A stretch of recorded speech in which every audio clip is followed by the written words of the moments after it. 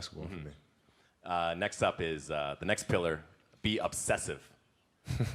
Obsessive. That's I think a lot of people equate that with you.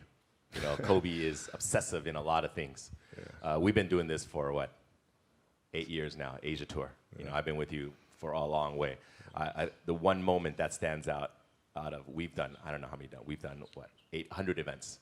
The one time was 4 a.m. We went out to practice at 4 a.m. And that was your idea to do it. But, and then, you know, all these Nike people are like, no, let's not do that. And then you're like, let's do it at 4 a.m. So you got security, you got brand marketing, sports marketing going, no, let's not do it. You're like, let's do it. Because that's your obsessiveness, right? I mean, to me, it just makes complete sense. Not to us. But I don't, like, okay, so. See, all right. Usually, I'm sleeping at 4 a.m. Yeah. You're working out. So Well, talk about that.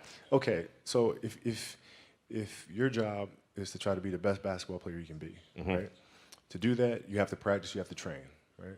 You want to train as much as you can, as often as you can. So if you get up at 10 in the morning, train at 11, right? 12, say 12, train at 12, train for 2 hours, 12 to 2.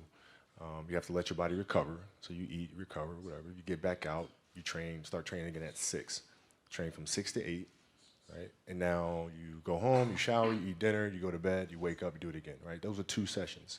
Right? Now imagine you wake up at 3, you train at 4. You go 4 to 6, come home, breakfast, relax, blah, blah, blah. Now you're back at it again, 9 to 11, right? You relax, and now all of a sudden you're back at it again, 2 to 4, and now you're back at it again, 7 to 9. Look how much more training I have done by simply starting at 4, right? And so now you do that, and as the years go on, the separation that you have with your competitors and your peers just grows larger and larger and larger and larger and larger. And by year 5 or 6, doesn't matter what kind of work they do in the summer, they're never going to catch up because they're 5 years behind. Right? So it makes sense to get up and start your day early because you can get more work in. Is that genetic? Or is that something you ingrained and trained yourself? No, it was Who just. taught you that? For me, it was just common sense. Like I can if I start earlier, I can train more hours, and I know the other guys aren't doing it because I know what their training schedule is, right? So I know if I do this consistently over time, the gap's just going to widen and widen and widen and widen and widen, and they won't be able to get that back. So to me, it was just common sense and like thinking, how can I get an advantage? Oh, start earlier. Yeah, let's do that. When did you start doing that? High school.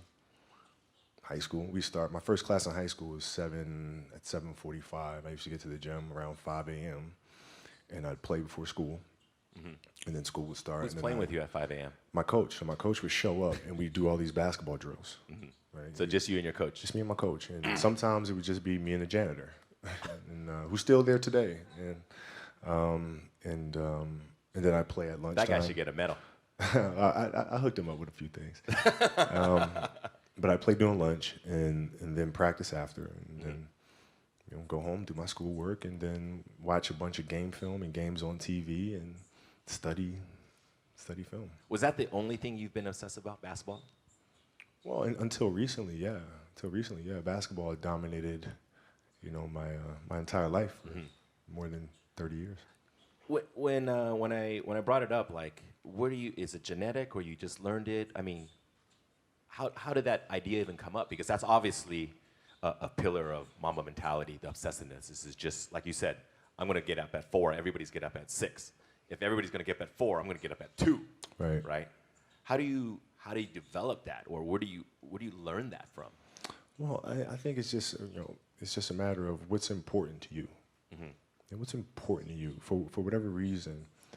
I felt like I didn't feel good about myself if I wasn't doing everything I could to be the best version of myself.